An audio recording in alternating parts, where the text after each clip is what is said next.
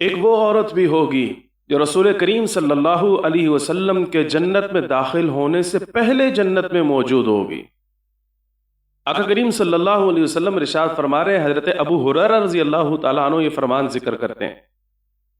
کہ رسول کریم صلی اللہ علیہ وسلم نے ارشاد فرمایا کہ میں جس وقت جنت کا دروازہ کھولوں گا تو میں جنت کے اندر ایک عورت کو پاؤں گا جو مجھ سے پہلے جنت میں داخل ہو چکی ہوگی۔ تو میں اس عورت سے پوچھوں گا کہ وہ کون سا عمل ہے کہ جس کی وجہ سے آج تو مجھ محمد صلی اللہ علیہ وسلم سے بھی پہلے جنت میں داخل ہو گئی۔ تو وہ عورت کہے گی، میں وہ عورت ہوں کہ جس کے خاوند کا انتقال ہو چکا تھا، اس کے خاوند کی وفات ہو چکی تھی، لیکن وہ بچے چھوڑ کے گیا تھا، اور بچوں کی تربیت اور پرورش کے پیش نظر میں نے دوسری شادی نہیں کی کہ کہیں میرے بچے ضائع نہ ہو جائیں، اور میری پوری زندگی ایسے ہی گزر گئی۔ اس پر خواہشات پر اور نفسانی خواہشات پر میں نے صبر کیا،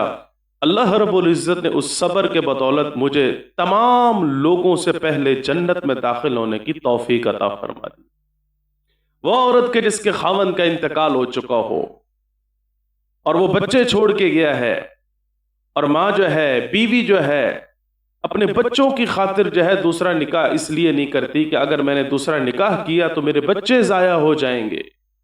دوسرا خاوند ان بچوں کو ایکسپٹ نہیں کرے گا، اگر کرے گا بھی تو اپنے بچوں کو زیادہ ترجیح دے گا، اور میرے چونکہ اس کے لیے سوتیلے ہوں گے اس لیے ان بچوں کو ترجیح نہیں دے گا، اس لیے اس نے قربانی دی۔ اور اس قربانی کے پیش نظر اللہ رب العزت نے اس عورت کے اوپر مہربانی فرمائی اور صفت رحمت اس کے لیے لازم کر دی، حتیٰ کہ تمام لوگوں سے پہلے، حتیٰ کہ جناب محمد رسول اللہ صلی اللہ علیہ وسلم سے بھی پہلے جنت میں داخل ہونے کی توفیق عطا فرما دی۔